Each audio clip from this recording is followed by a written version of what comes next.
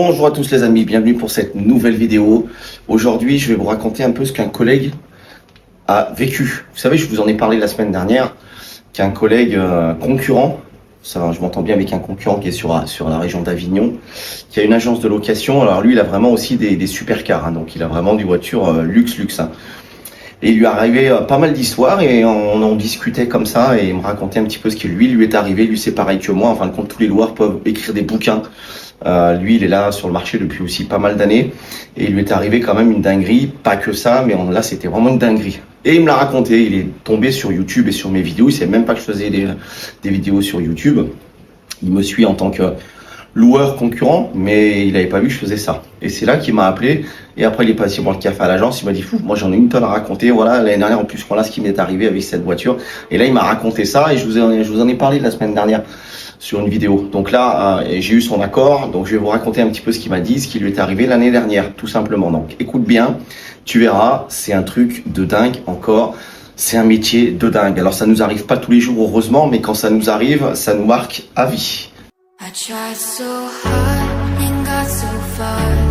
Alors, avant de démarrer et que je vous raconte un petit peu ce qui lui est arrivé à lui avec un de ses clients et une de ses voitures, si t'es pas encore abonné et que tu viens de découvrir cette chaîne, on est sur une chaîne de passionnés d'automobile et je vous raconte beaucoup de choses sur le business de l'automobile. Mon business étant de louer des voitures et de vendre des véhicules d'occasion.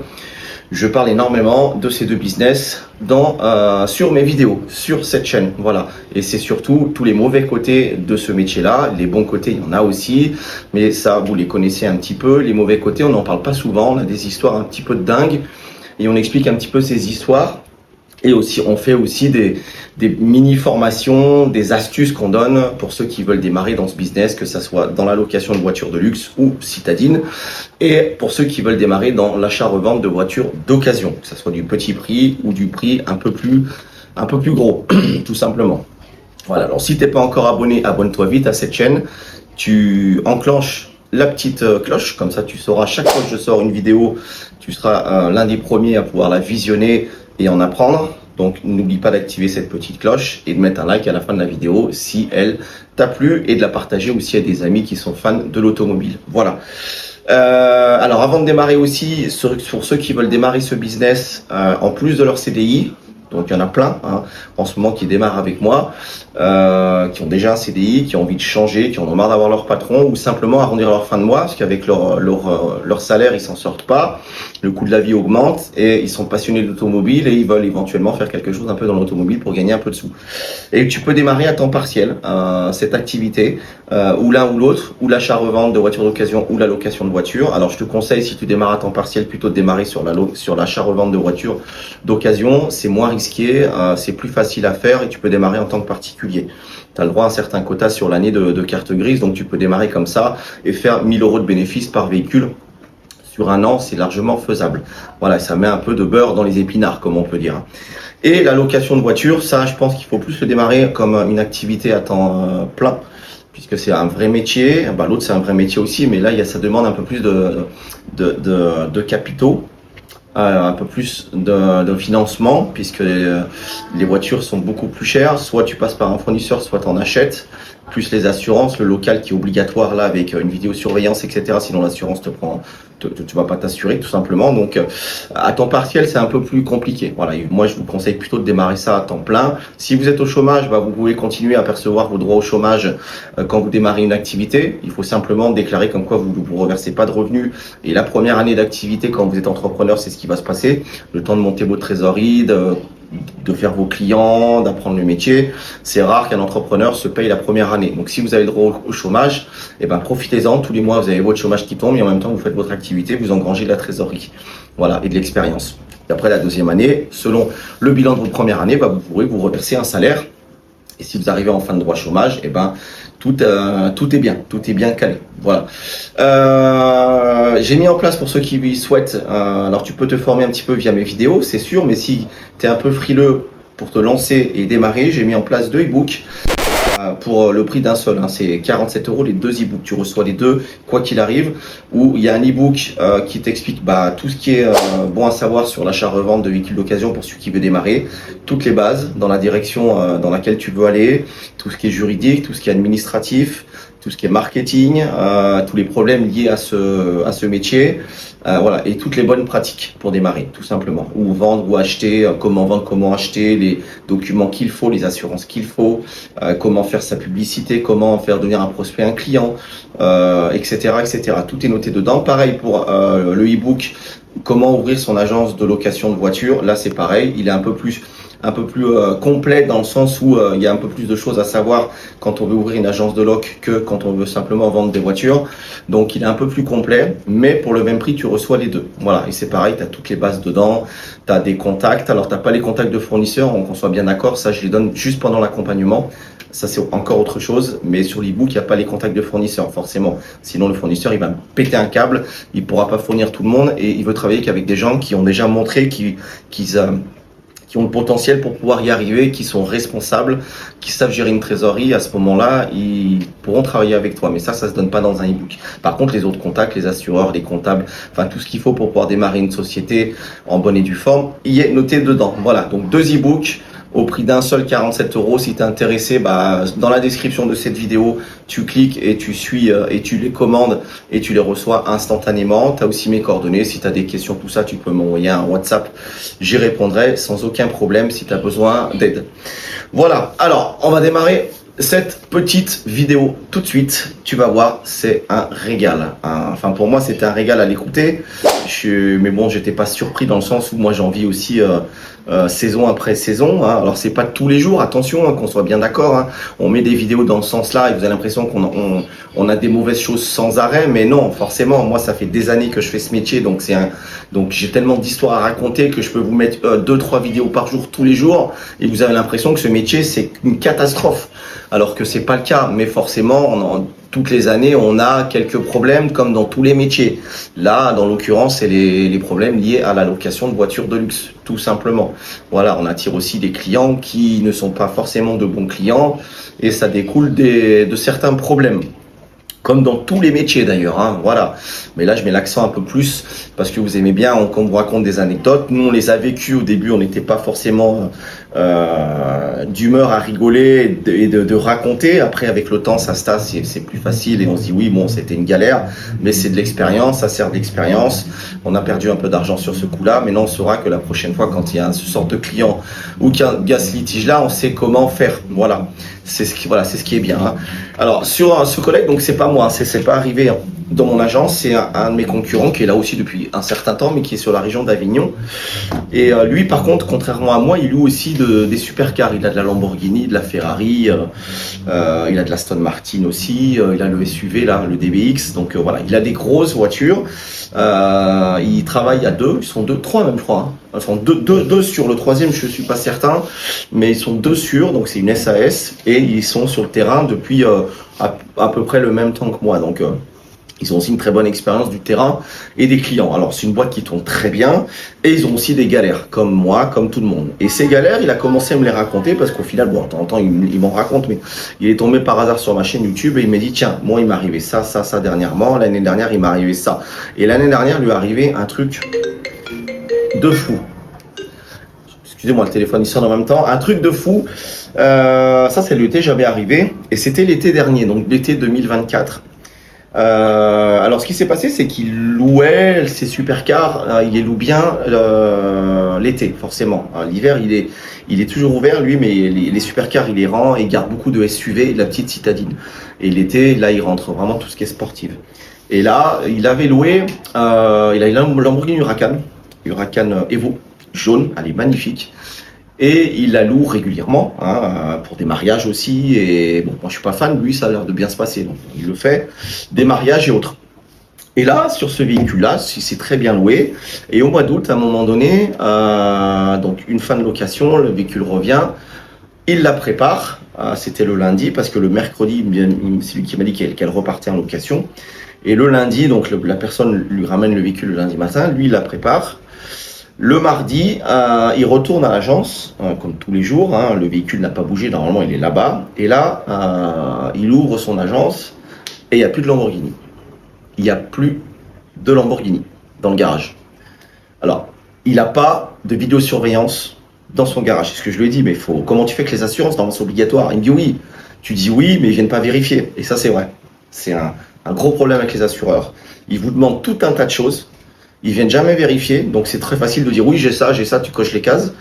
Bon, au final, quand il y arrive quelque chose, ah bah, ce que tu fais, tu mets les caméras vite fait, tu lui dis oui, bah là, à ce moment-là, les caméras étaient déchargées, voilà, je t'ai baisé, j'ai pas pu. Bah. Il y a toujours une astuce pour gruger, mais moi, je tenterai pas le coup. Moi, j'ai mis les caméras tout de suite et au moins, j'ai pas de problème. Mais lui, voilà, il a voulu jouer, bah, il a joué. Malheureusement, il n'avait pas de caméra, donc il a pas su ce qui s'était passé, qui avait pris la voiture ni rien. En tout cas, au début. Voilà, et il était dégoûté parce que vous avez vu le prix de la voiture. Alors on n'est pas propriétaire des voitures, à la rigueur les citadines, mais pas les supercars, pas les voitures sportives, on passe souvent par des fournisseurs. Qu'on soit bien d'accord, on n'est pas propriétaire des voitures, on est locataire, on loue des voitures à l'étranger, à des fournisseurs allemands, belges, Luxembourg, beaucoup d'Allemagne quand même, Suisse aussi, Pologne pour certains, moi j'en ai quelques-unes, mais je vais un peu arrêter de travailler avec la Pologne. Mais voilà, on passe par des fournisseurs. Donc c'est eux les propriétaires des véhicules. Les assurances sont les leurs qui sont dédiées aux voitures. Nous, on peut prendre une assurance supplémentaire, mais ça couvre pas tout. Et donc le véhicule qui a été volé, c'est le sien, dans le sens où il est locataire du véhicule, il est responsable pendant toute la durée du contrat, mais c'est pas lui le propriétaire. Donc, il s'est fait voler le véhicule, il a tout de suite prévenu la police, forcément, il a été déposé plainte parce que bon, on sait pas qui c'est. Est-ce que c'était le client d'avant? Est-ce que c'est un autre client? Est-ce que c'est quelqu'un qui passe souvent devant l'agence et qui a vu, qui a repéré et qui est venu prendre les voitures? Enfin, une voiture. Il n'y a qu'une voiture qui avait disparu sur ce coup-là. Alors, il n'y avait pas de traces d'effraction non plus. Donc, c'est ce qui lui semblait bizarre. Alors, bon, il n'a pas une agence avec des fermetures de ouf, hein, donc c'est très facile à rentrer au final. Hein. Tu peux même rentrer de l'intérieur, ils ont des portes de secours mais qui fonctionnent pas très bien lui, donc tu tires un peu force, la porte s'ouvre, c'est ce qu'il m'avait dit. Donc maintenant il a tout renforcé depuis ce qui lui est arrivé l'année dernière. Hein. Maintenant on a pu rentrer comme ça. Mais avant voilà, comme il avait jamais eu de problème, il s'est jamais inquiété de ça. Donc je pense qu'ils sont passés par la porte de secours. Il y a une porte de secours sur le côté de son agence là. Ils sont rentrés de l'intérieur. Il n'y a pas besoin de clé pour ouvrir le portail, enfin pour ouvrir c'est un truc électrique lui, mais il n'a pas besoin de clé en fait. Il a besoin de clé quand il arrive devant de l'extérieur, mais de l'intérieur tu peux l'ouvrir sans la clé, tu as tout de suite le boîtier, et comme il n'avait pas d'alarme rien du tout, le mec est rentré par la porte, il a ouvert, clac. Voilà, et il est parti, et derrière, peut-être quelqu'un a refermé et reparti par la porte de secours, comme ça personne ne voit rien, ni vu, ni connu. Il a découvert ça quand il a ouvert. Voilà, c'est ce qui s'est passé. Hein. Et là, il a filé, d'après ce qu'il m'a dit, donc au commissariat. Il a déposé plainte, forcément, et il a prévenu aussi son fournisseur, parce qu'un véhicule à plus de 200 000 euros, faut qu'il prévienne. Hein. Alors là-dessus, il y a des contrats. On signe des contrats, il y a différents montants. Il y a le montant du RSV, donc c'est voiture épave, et le montant vol de voiture, si la voiture se fait voler. Et on doit payer tant de montants au fournisseur. Généralement, le prix d'épave et de vol est proche. Vraiment très proche, il n'y a pas un gros écart entre les deux. Donc en gros, si tu te fais voler une voiture, tu payes quasiment le prix du RSV, comme si la voiture était épave. Hein, voilà. Donc il a contacté le fournisseur. Alors il y a des trackers, hein, et justement c'est grâce à ça que derrière ils ont retrouvé le véhicule. Alors les petits malins, ils savaient qu'il y avait des trackers, donc ils en ont désactivé un, mais souvent il y a des doubles trackers dans le véhicule. Et là ils ont enlevé les doubles trackers, mais lui avait rajouté un tracker à lui perso dans toutes les voitures. Donc en gros il y en avait 3. Donc le double tracker, ils sont quasiment très proches, donc ils ont vite été trouvés et désactivés. Mais lui avait le sien qui était totalement ailleurs. Alors c'est le sien qui est moins précis que l'autre forcément, parce qu'il est moins. Mais tu peux le cacher où tu veux par contre. T'es pas obligé de le cacher, de le brancher sur un calculateur ou autre. Donc tu peux le cacher où tu veux. Donc ça, ils ne le savaient pas les mecs. Donc alors c'est pas un AirTag, hein. Vous allez me dire, ah, non, c'est pas un AirTag, c'est totalement autre chose, qu'on achète ça ailleurs dans des boutiques spécialisées. Et ça, tu peux le cacher n'importe où. Et par contre, il y a pas les relevés de télémétrie, il y a tout ça, et c'est un tout petit peu moins précis que les autres.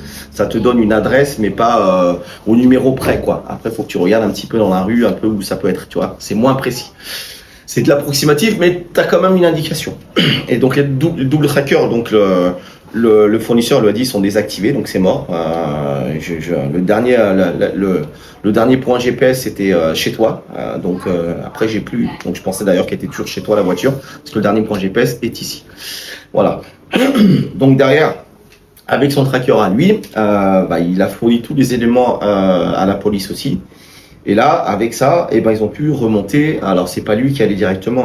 Il a tout passé par la police, hein, parce qu'il voulait pas avoir de problème. On sait jamais derrière qui c'est qui a pris les voitures. Les mecs, ça se trouve, ils sont armés. Enfin, on en voit tellement qu'on se méfie maintenant de tout. On va pas se foutre dans la merde ou se faire tuer pour une voiture. Moi, sincèrement, dans ces cas, je préfère lui laisser la voiture et garder ma vie saine et sauve que jouer les héros pour aller récupérer une voiture qui n'est même pas à moi. Je lui paye son prix du RSV, fin de son vol au fournisseur. Et voilà, je préfère rester en vie.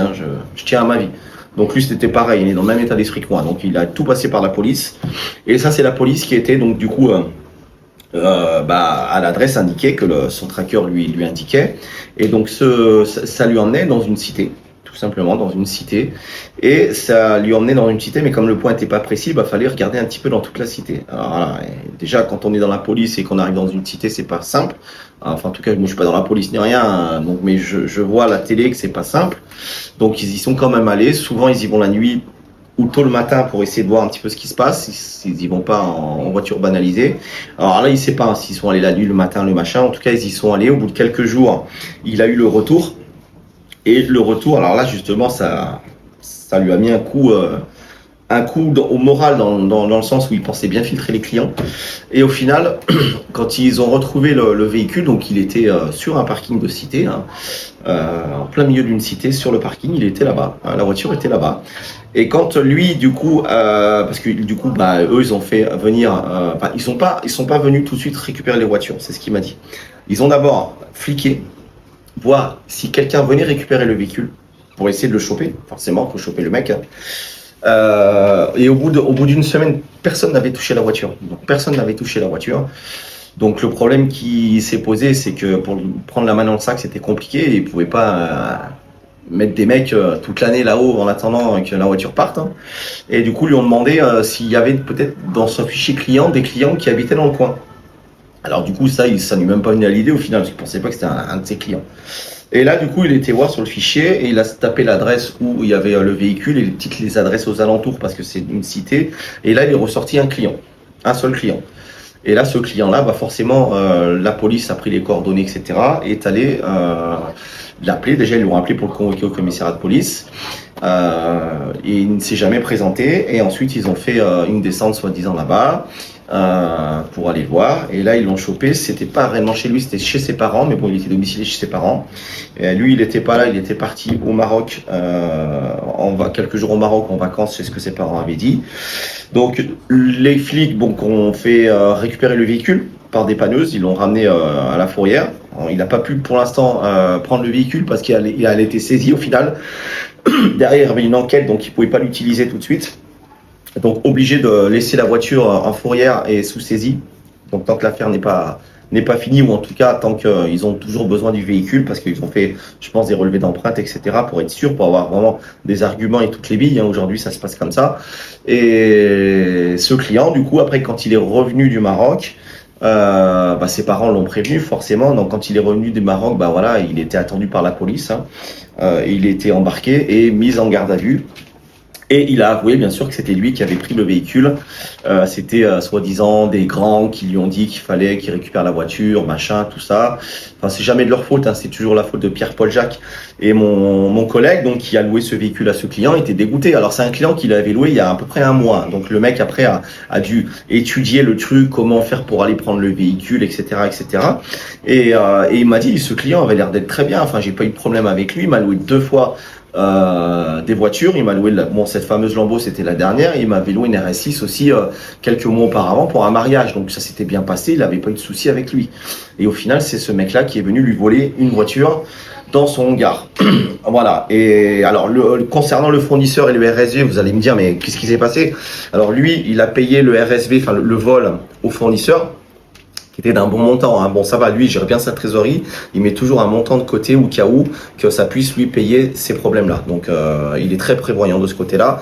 Donc, il a payé le RSV. Par contre, derrière, comme ils ont retrouvé le véhicule, donc le véhicule était saisi, mais le véhicule, à un moment donné, a été rendu. Alors, je crois qu'il m'a dit qu'il a été saisi pendant 2 mois. Ça a duré 2 mois.